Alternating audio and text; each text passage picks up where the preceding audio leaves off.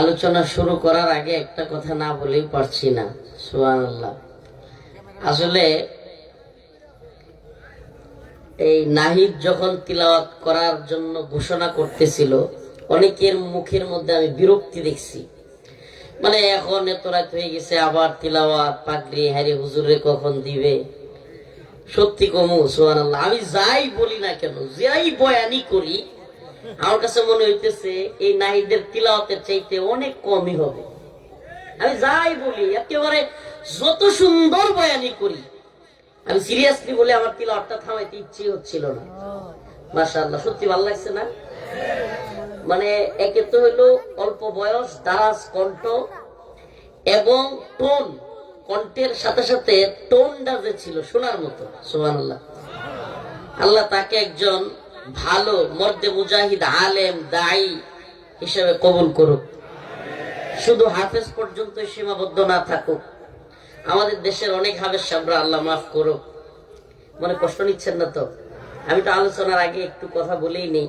আমাদের দেশের অনেক মূল্যবান হীরা রত্ন গুলো হারায়া যায় এই প্রতিযোগিতা আর এই বিদেশি প্রতিযোগিতা টাকার পিছনে পইরা, একবার নষ্ট হয়ে যায়। আমাদের অনেক ভাইদেরকে আমি দেখছি যারা দিন শেষে আলেম হয় না, দিন শেষে এই সমস্ত এত সুন্দর কণ্ঠের কারি, ছোটবেলায় এত ভালো হাফেজ হওয়া ছেলেগুলো হারায়া যায়। দিন শেষে তাদের আলোচনা শোনার মতো যোগ্য সে হইতেও পারে না। বয়ানের মঞ্চে আসবে কিংবা মানুষকে ওই টাইপের জাতিকে একটা সে ভালো কিছু উপহার দিবে, সেটা হয় না। আমি দোয়া করি আল্লাহ তাআলা নাহিদকে ভালো আলেম বানাক এবং দিনের দায়ী বানাক, মর্দে মুজাহিদ আলেম বানাক। ইন্নাল হামদুলিল্লাহ নাহমাদুহু ওয়া নাস্তাঈনুহু ওয়া নাস্তাগফিরুহু ওয়া নু'মিনু বিহি ওয়া নাতাওয়াক্কালু আলাইহি ওয়া নাউযু বিল্লাহি মিন শুরুরি আনফুসিনা ওয়া মিন সাইয়্যাতি আ'মালিনা। من يهده الله فلا مضل له ومن يضلل فلا هادي له ونشهد أن لا إله إلا الله وحده لا شريك له. أما بعد فقد قال الله تبارك وتعالى في كلامه المجيد وفرقانه الحميد. أعوذ بالله من الشيطان الرجيم.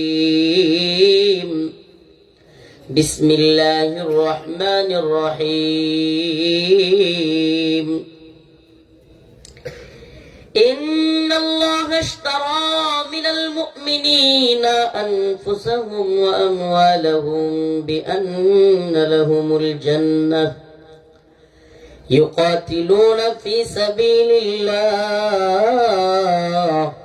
فيقتلون ويقتلون وعدا عليه حقا في التوراة والإنجيل والقرآن. صدق الله مولانا العظيم وصدق رسوله النبي الكريم ونحن على ذلك من الشاهدين والشاكرين والحمد لله رب العالمين. সকলে একটু দরুদ শরীফ পড়ে আল্লাহুম্মা সাল্লি আলা মুহাম্মাদ ওয়া আলা আলি মুহাম্মাদ কামা সাল্লাইতা আলা ইব্রাহিম ওয়া আলা আলি ইব্রাহিম ইন্নাকা হামিদুম মাজিদ. اللهم بارك على محمد وعلى آل محمد كما باركت على إبراهيم وعلى آل إبراهيم إنك حميد مجيد. মাহফিল দেখা যায় 3 দিনের। ইসাফুর মুসাফুর ইউনিয়ন কাঁচামাল ব্যবসায়ী এলাকাবাসীর যৌথ উদ্যোগে আয়োজিত আজকের এই তাফসীরুল কোরআন মাহফিলের সম্মানিত অতিথিবৃন্দ, সম্মানিত মুরব্বিয়ানে কেরাম, যুবক ভাইরা, প্রিয় ছাত্র ভাইরা, স্নেহের ছোট ভাইরা, পর্দানশীল শ্রদ্ধেয় মা ও বোনেরা, আসলে বেলা শেষে সবাই চলে যাবে। একদিন সবাইকে মাটির নিচেই চলে যেতে হবে, কবরেই চলে যেতে হবে।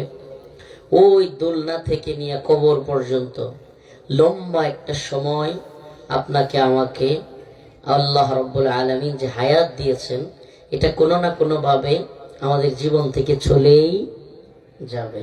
হায়াতটা আমার শেষ হয়েই যাবে, কিন্তু আমার এই হায়াতের মধ্যে একদিন এমন হবে যে সুবহানাল্লাহ, যে 2026 সালের 2 জানুয়ারি রাত 11টার পরে আমরা 5 মিনিটের মতো মনোযোগ দিয়া হাফেজ নাহিদের কণ্ঠে খুব সুন্দর একটা তিলাওয়াত শুনছিলাম।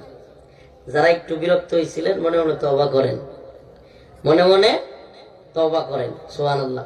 কোরআন তিলাওয়াতের চাইতে বড় ওয়াজ পৃথিবীতে হইতে পারে না। কোরআনের চাইতে বড় ওয়াজ, আল্লাহর চাইতে বড় বক্তা কেউ আছে পৃথিবী? সুবহানাল্লাহ। আল্লাহর চাইতে বড়, আল্লাহ তো সুন্দর করে এগুলো বলে দিছে, আমরা বাংলা ব্যাখ্যা করি। এই তো আমরা কি করি? বাংলা ব্যাখ্যা করি।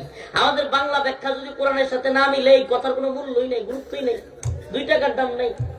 অতএব কোরআন হলো মূল। কোরআন কি মূল? সুবহানাল্লাহ। আল্লাহ পাক এই যে লম্বা জীবনের হায়াতে, কালকেই হয়তো শনিবার যেহেতু অফিস করা শুরু করবেন, আবার ব্যস্ত হয়ে যাবেন, ব্যস্ত নগরীর মানুষ। পৃথিবীটা একটা গদবাঁধা জিন্দেগির মতো, রোবট। হায়রে রাস্তায় বের হইলেই দেখা যায় আরে মানুষ কই থেকে যে কই যাইতেছে, কি করতেছে, এই এক গদবাঁধা চলছে তো চলছে, হ্যাঁ গন্তব্য কার কোথায় কেউ জানে না। এই গদবাঁধা জিন্দেগিতে, রোবটিক জিন্দেগিতে একটু সময় এই কোরআনের মজমায় বসতে পারার তৌফিক রব্বুল আলামিন আমাকে আপনাকে দিছে। কোরআনের তিলাওয়াত শোনার মতো তৌফিক, কোরআনের আলোচনা শোনার মতো তৌফিক রব্বে কাবা আপনাকে আমাকে দিয়েছেন। এই জন্য অন্তরের অন্তঃস্থল থেকে কালিমাতুশ শুকর আদায় করে স্বতঃস্ফূর্ত আওয়াজ করে একবার বলে আলহামদুলিল্লাহ। মাশাআল্লাহ। এরকম 3-4 জন হলেই চলবো, যে জোরে কয় এরা 12টার সময় তুমি করে অনুযায়ী ব্যাটারি হাউস। মাশাআল্লাহ। চার্জ আছে? হ্যাঁ চার্জ আছে তো? মধ্যে মুজাহিদ হইতে হবে ইনশাআল্লাহ। আমরাই আগামী দিনে ইনশাআল্লাহ এই দেশে কালিমার পতাকা পতপত করে উড়াবো ইনশাআল্লাহ। এই গণতন্ত্র, সমাজতন্ত্র, সেকুলার সমস্ত মতবাদকে ধ্বংস করে ইনশাআল্লাহ বাংলার জমিনে খিলাফা এবং শরিয়া প্রতিষ্ঠা করবো আমরা।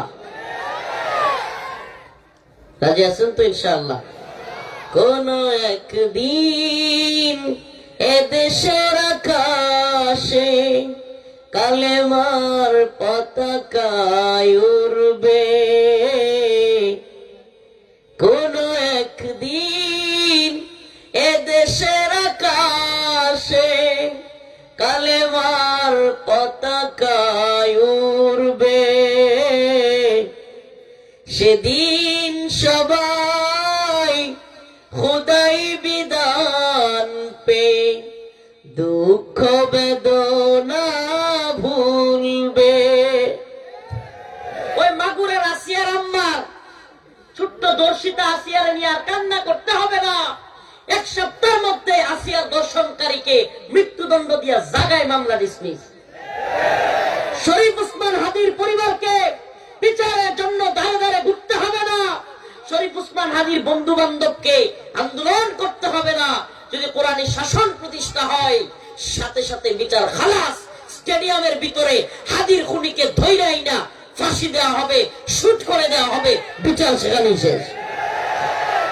কোন একদিন এদেশের আকাশে কালেমার পতাকা উড়বে।